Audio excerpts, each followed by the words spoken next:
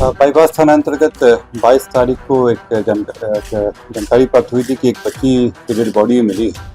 इसमें एक टीम का गठन किया गया था जो पूर्वी एसपी के निर्देशन में चल रहा था। इसमें पाया गया कि बच्ची जो थी वो सुबह में दूध देने के लिए एक जगह गई, घर से निकली और दूध देने के बाद फिर उसका पता नहीं चला और रात में उसकी गायब होने की बात आई और फिर उसकी डेड बॉडी एक कंबल में लपटी हुई। इसमें जब अलग अलग जगहों पर अलग तरीकों से पूछताछ और चेकिंग वगैरह शुरू हुआ, इसमें स्वान दस्ता का भी इस्तेमाल किया गया।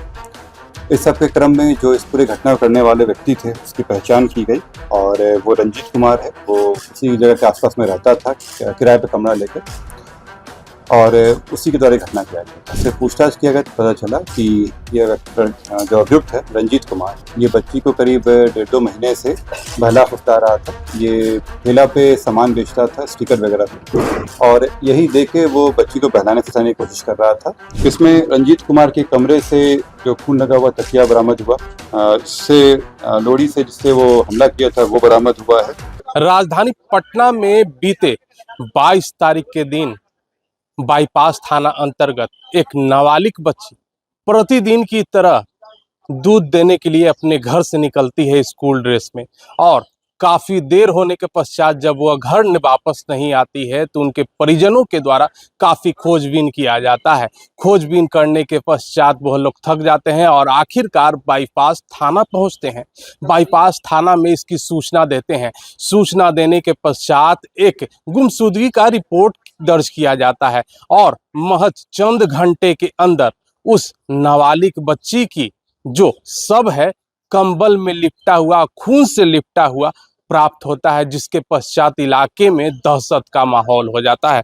हालांकि आपको बता दें कि हमारे जो सहयोगी हैं अनिल कुमार, यह शुरू से ही इस क्राइम सीन को कवर कर रहे थे। हम पूरी जानकारी उन्हीं से लेंगे कि किस तरीके से घटना घटी, किसने इस घटना को अंजाम दिया। अनिल जी हमारे सहयोगी हैं, पूरी घटना किस तरीके से घटी है वो जानकारी बताया जाए। ये 22 अप्रैल की सुबह बुधवार का दिन था और बुधवार की सुबह बच्ची घर से निकलती है, जैसा कि परिजनों द्वारा बताया गया था, और 23 तारीख को जो सुबह है उसका शव कम्बल में लिपटा हुआ मिलता है खून से, और पूरे इलाके में कहीं ना कहीं ये सनसनी फैल जाती है कि बच्ची का शव मिला, क्योंकि परिजन लगातार उसे खोजबीन कर रहे थे।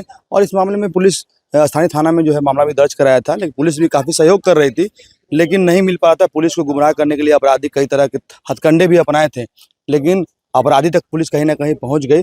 लेकिन जो परिजन थे वो काफ़ी घबराए हुए थे और कहीं ना कहीं परिजन जो है उस बच्ची का शव मिलने के बाद काफ़ी आक्रोश में थे। अपराधी को पकड़ने के लिए लगातार पुलिस पर जो है दबाव डाल रहे थे। इसके लिए उन्होंने NH-30 पर भी सड़क जाम भी किया, यातायात बाधित किया, और पुलिस को जो है पूरी तरह से दबाव में डालें कि किस अपराधी को जो है जल्द से जल्द पकड़ा जाए। इसके लिए कैंडल मार्च भी बच्ची के लिए निकाला गया। स्थानीय लोग भी सहयोग किए उसको लेकर। सबसे बड़ा सवाल यह उठता है, क्या बच्ची को वह कुछ महीने पहले से टारगेट किया हुआ था? गंदी नजर थी बच्ची पे?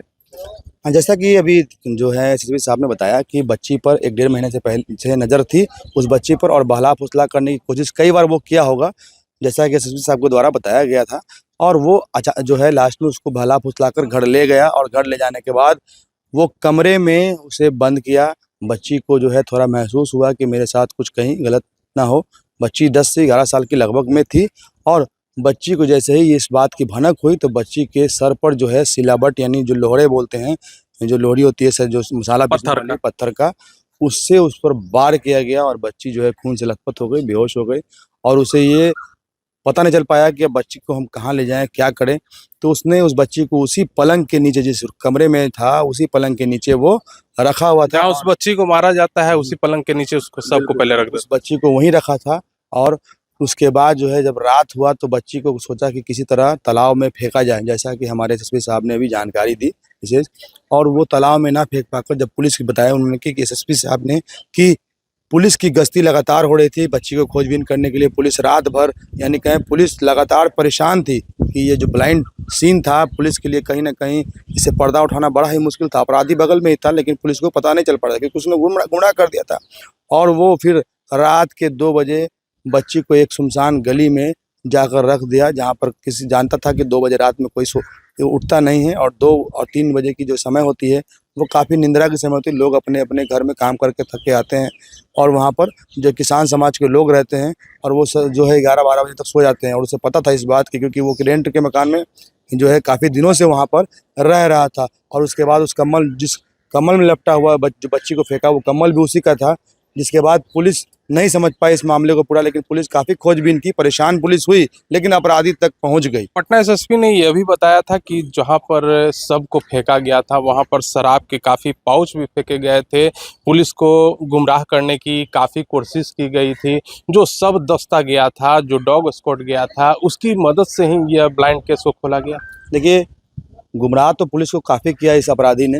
रंजीत कुमार इसका नाम है। जिस तरह से अपराधी जो है, अपराधी तत्व का तो था नहीं, लेकिन ये जिस तरह से किया है सीन, ये किसी न किसी क्राइम सीन को, यानी टीवी में क्राइम सीन को ये देखा है और इस क्राइम सीन को देखने के बाद ही ये पूरी घटना को अंजाम दिया है। ऐसे जो डॉग स्क्वाड है या एफएसएल की टीम है या पुलिस जिला प्रशासन की जो भी टीम है, डीआईओ की टीम, लगातार इस पर काम कर रही थी। लेकिन आप देखे होंगे कि Patna city DSP doctor Gaurav Kumar जो है पूरी तरह से नेतृत्व कर रहे थे और पूरी तरह से वो परेशान थे अपराधी को पकड़ने के लिए।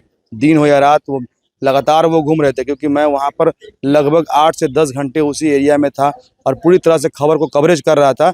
लेकिन डीएसपी डॉक्टर गौरव कुमार जो है वो कूड़े में जाकर, जो एफएसएल डॉग और स्क्वाड की टीम के साथ, वो कूड़े से साक्ष्य उठाने में जो है, जुटाने में वो कहीं ना कहीं लगे रहे और कूड़े कचरे से ही साक्ष्य मिला है। उसके बाद ही वो अपराधी तक पहुंच पाए हैं, क्योंकि अपराधी एक बंद कमरे में उस बच्ची को रखा था और आगे से ताला मारकर, जो बाहरी क्षेत्र होता है गली का, वो जो दरवाजा होता है, उसी में ताला मारकर वो पीछे के रास्ते से आ जा रहा था, समझे। और किसी तरह का जो बच्ची के जो खून से कपड़ा हो या जो भी हो, किसी तरह का कपड़ा उसके जो है वो पीछे के दरवाजे से ही निकल कर, मतलब किसी को पता नहीं चल पाए। पुलिस को पूरी तरह से गुमराह किया है। ऐसे अपराधी को तो सजा जो है पुलिस को पूरी तरह से देना चाहिए, क्योंकि बच्ची के साथ जिस तरह से निर्मम हत्या की गई है, ये कहीं ना कहीं निंदनीय है और परिवार में कहीं ना कहीं वो है मातम छाया हुआ है।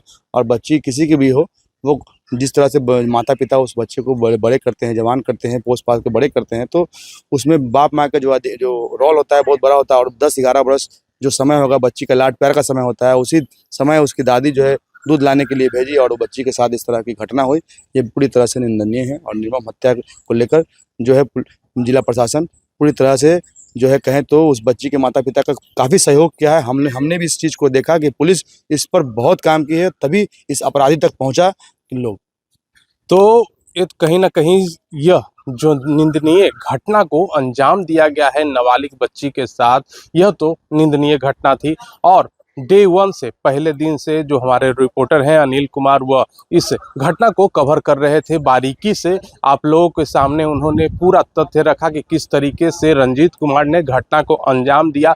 पहले घटना को अंजाम देने के पश्चात उसने जो शव होता है बच्ची को पलंग के नीचे रखा और रात होते ही उस शव को ठिकाने लगाने के लिए पहले तो वह निकलता है घर से बाहर और पुलिस वैन देख करके वह गली में ही उस शव को रख करके फरार हो जाता है, अपने घर में नुक जाता है। तो आपको बता दें कि पटना एसएसपी इस पर क्या बयान देते हैं, यह भी जरा आप देखें। बाईपास थाना अंतर्गत 22 तारीख को एक जानकारी प्राप्त हुई थी कि एक बच्ची की डेड बॉडी मिली है। इसमें एक टीम का गठन किया गया था जो पूर्वी एसपी के निर्देशन में चल रहा था और इसमें लगातार वहाँ के एसडीपीओ सिटी 2 डॉक्टर गौरव के द्वारा लगातार संश्रवण किया जा रहा था। इसी क्रम में जब वहाँ पे एक टीम बना के जब लोग पहुँचे विभिन्न जगहों पर, तो वहाँ पे कैमरा का अवलोकन किया गया, विभिन्न लोगों से जानकारियाँ इकट्ठा की गई। इसमें पाया गया कि बच्ची जो थी वो सुबह में दूध देने के लिए एक जगह गई, घर से निकली और दूध देने के बाद फिर उसके बारे में पता नहीं चला और रात में उसकी गायब होने की बात आई और फिर उसकी डेड बॉडी एक कंबल में लपटी हुई मिली। इसमें जब अलग अलग जगहों पर अलग अलग तरीकों से पूछताछ और चेकिंग वगैरह शुरू हुआ, इसमें स्वान दस्ता का भी इस्तेमाल किया गया। इस सब के क्रम में जो इस पूरी घटना करने वाले व्यक्ति थे उसकी पहचान की गई और वो रंजीत कुमार है। वो उसी जगह के आसपास में रहता था किराए पे कमरा लेकर और उसी के द्वारा घटना किया गया था। जब उससे पूछताछ किया गया तो पता चला कि ये जो अभियुक्त है रंजीत कुमार, ये बच्ची को करीब 1.5-2 महीने से बहला फुसला रहा था। ये ठेला पे सामान बेचता था, स्टिकर वगैरह, और यही देख के वो बच्ची को बहलाने फुसलाने की कोशिश कर रहा था और कभी सामान देने के नाम पे, कभी पैसा देने के नाम पे उसको बुलाता था। घटना के दिन भी जब बच्ची दूध दे के लौट रही थी तो ये उसको बहला फुसला के अपने कमरे में ले गया इसके साथ जब कमरा में ले गया, दरवाज़ा बंद किया, तो बच्ची को एहसास हुआ कि कोई दुर्घटना हो सकती है, तो वो चिल्लाने की कोशिश की। इसी में ये वहाँ पे जो उसके पास रखा हुआ था जो लोही था, उससे उसके सर पे दे मारा और कई बार प्रहार करने के बाद उस बच्ची का देहांत हो गया। ये उस डेड बॉडी को अपने जो पलंग है उसके नीचे में रख दिया छिपा के, और अगले दिन जब सुबह में रात के 2 बजे के आसपास में वो अपने ही कंबल से लपेट के उसको ले जा रहा था बगल के तालाब में डालने के लिए। परंतु उस समय ही पुलिस की गश्ती थी, वहाँ पे गश्ती गाड़ी घूम रही थी। उसी से डर के वो एक गली में ही रख के उसको भाग गया, जो अगले दिन सुबह में मिला। सुबह उसके मिलने के बाद जब छापेमारी वगैरह हुई तो फिर कुछ और सामान भी बरामद हुए जो पास के कूड़ा करकट से मिला था। उसी को ट्रेस बैक करते हुए यहाँ तक पहुँचे और इस पूरे घटनाक्रम का उद्भेदन हो सका। इसमें रंजीत कुमार के कमरे से जो खून लगा हुआ तकिया बरामद हुआ, इससे लोड़ी से जिससे वो हमला किया था वो बरामद हुआ है। स्टील का केन जिसमें जो बच्ची थी वो दूध ले जा रही थी वो भी बरामद हुआ ऐसे कमरे से, और एक मोबाइल फ़ोन भी मिला है। इसके अलावा जो तकिया कवर है, खून लगा हुआ जो कंबल वगैरह है, वो सब भी बरामद हो गया है। रंजीत कुमार के द्वारा भी कंफेशन कर लिया गया है और इसमें फिर एफएसएल के द्वारा जो चीज़ें इकट्ठा की गई थी, उनके जो चीटे वगैरह थे उसका मैच करा के आगे इसमें कार्रवाई की जाती है। कि इसमें कई लोगों की, कई थानों की टीम लगी थी जो बहुत ही सराहनीय था, और इसी कारण से मात्र 3 दिन के अंदर में उद्भेदन भी कर लिया गया और अभियुक्त की गिरफ्तारी भी कर ली गई है। इसमें खास करके जो एसडीपीओ है उनका बहुत बढ़िया रोल रहा, और उनके द्वारा, गौरव के द्वारा जो है पूरी टीम को साथ में लेकर चला गया। जो बाईपास थाना के एसएचओ थे रंजीत कुमार, उनका, वहाँ के एडिशनल एसएचओ विकास कुमार यादव, साथ ही में जो हमारे टीओपीज बने थे, मुगलपुरा टीओपी प्रभारी चुन्नू पासवान, बेगमपुर टीओपी प्रभारी विवेक कुमार और छोटी पहाड़ी के टीओपी कुंजेश कुमार। इसके अतिरिक्त जो आसपास के थाने, मालसलामी थाना, इन सबका भी टीम लगा था वहाँ पे, और इन सबका ही कंबाइंड एफर्ट के कारण इसका उद्भेदन किया जा सका।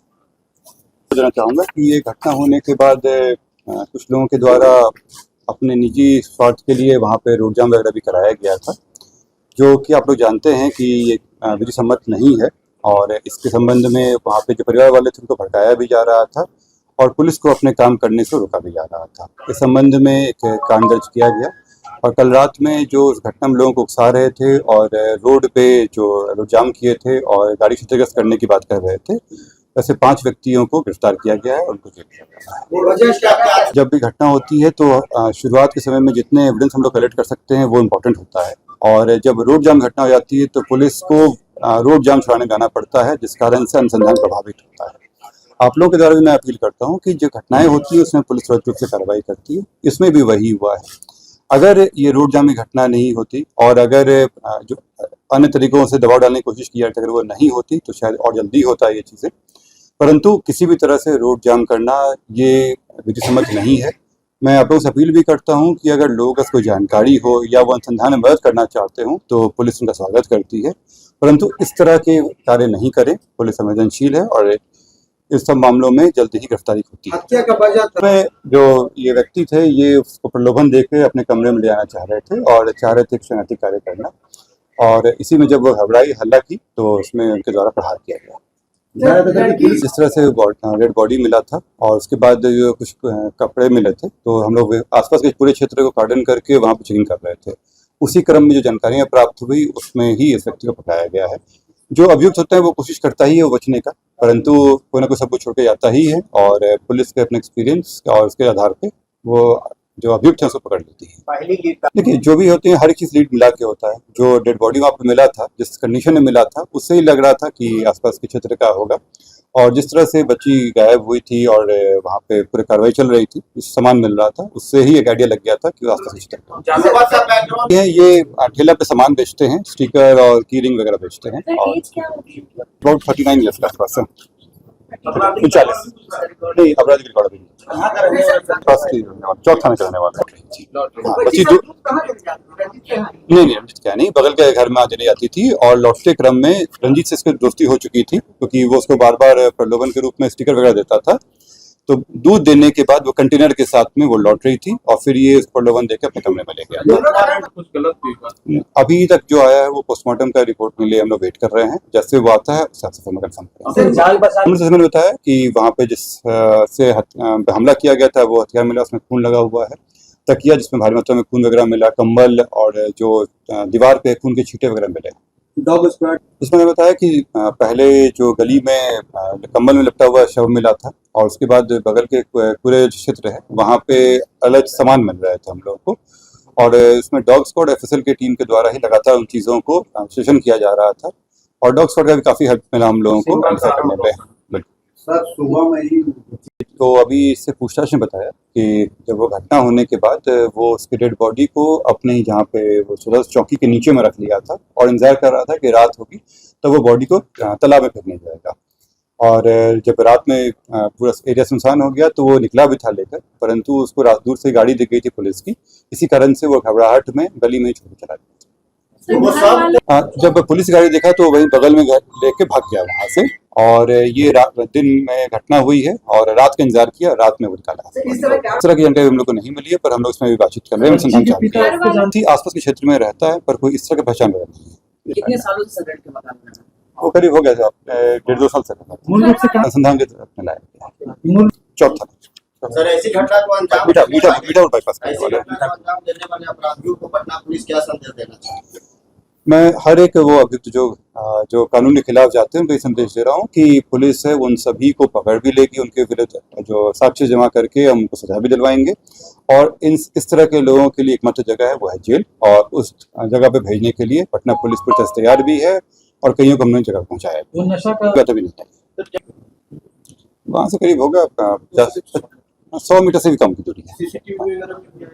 सीसीटीवी में उस क्षेत्र में सीसीटीवी कम है, जो बच्ची जहाँ दूध देने जा रही थी उसमें आया था, बाकी आसपास के क्षेत्र में दिखा रहे नहीं। देखिए जो डॉग होता है वो डॉग बहुत सी चीज़ों को स्मेल करता है, वो कपड़े वगैरह देख के उनके घर में गया था, उस घर में भी कुछ खून के छींटे मिले थे, तो डॉग का काम है केवल लीड करके आना, तो वो अगर वहाँ पे ले जा रहा है तो वो डॉग में कोई गड़बड़ नहीं है। एफएसएल वाला में भी जब भी वो करे, चाहे एफएसएल के सामने हो या बाजू हो, डॉग का रिएक्शन जो है वो सेम रहे। सर एक सवाल एफएसएल के आ जाने से डॉग का रिएक्शन नहीं बदल जाएगा। देखिए इसमें रंजीत जो था वो बहुत ही शातिर तरीके से उसमें काम कर रहा था और वो चाह रहा था कि जो पुलिस है वो दूसरे डायरेक्शन में चले जाए, इसीलिए वो सब चीज़ें रखी गई थी। आप लोग देखे भी होंगे बीच में कई बार हल्ला उठाया गया था कई लोगों के द्वारा में कि इसमें जो शराब के सेवन करते हैं और या जो ड्रग्स का सेवन करते हैं उनके द्वारा किया गया है। इसके साथ ही साथ वो अपने जो रिश्तेदार थे उन लोगों का भी नाम इसमें लाना चाह रहा था, जिस तरह से वो चीज़ों को फेंक रहा था कूड़ेदान में, और उसमें चाह रहा था कि पुलिस डाइवर्ट होकर इसके जो रिश्तेदार हैं उसके यहाँ चले गए। खुद भी अवगत है कि जो इसमें शराब का हो या ड्रग्स को लेकर हो कितनी ज़्यादा रिकवरियाँ वगैरह हुई हैं, और अगर इस तरह की आपको जानकारी है तो वो भी बताएं, और आपसे भी अपील करते हैं कि शराब पीना कोई अच्छी बात नहीं है, लोग चोरी छुपे पी रहे हों और अगर इसकी इन्फॉर्मेशन मिलेगा तो पुलिस कार्रवाई करेगी, लेकिन आप सबकी भी जिम्मेदारी बनती है कि जो शराब पीने की बात है ये अपने आप में एक अपराध है और इसका आप लोग भी विरोध करें और पुलिस को जानकारी दें, अगर जानकारी मिलेगी उस पर कार्रवाई भी। सर एक वहाँ पे पूछताछ में तो किसी का नहीं आया, और जब वो आगे इसका प्लान था उस गली में रखने का प्लान नहीं था, वो आगे तालाब में फेंकने वाला था। वो ये भूल जाते हैं कि पुलिस जो है वो उनसे कदम आगे भी रहती है, तो अगर वो कितनी भी छुपाने की कोशिश करें पर पकड़ में आएंगे। दूसरा मामला क्या है सर? तो आपने देखा पटना एसएसपी कार्तिकेय शर्मा ने साफ तरीके से तमाम तथ्यों को उजागर कर दिया है और उन्होंने साफ तरीके से कहा है कि डॉग स्क्वाड और फॉरेंसिक की मदद से इस ब्लाइंड केस को सुलझाया गया है। तो हम ऐसे ही छोटी बड़ी खबरों से अपडेट रहने के लिए आप देखते रहें NBC 24।